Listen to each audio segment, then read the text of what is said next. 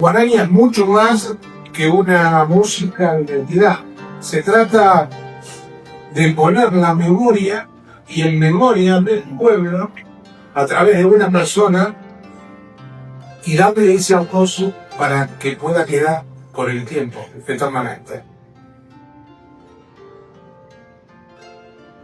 Argentina y Paraguay están unidos no solo por la geografía, sino también por la música, la tradición y la cercanía de nuestros pueblos.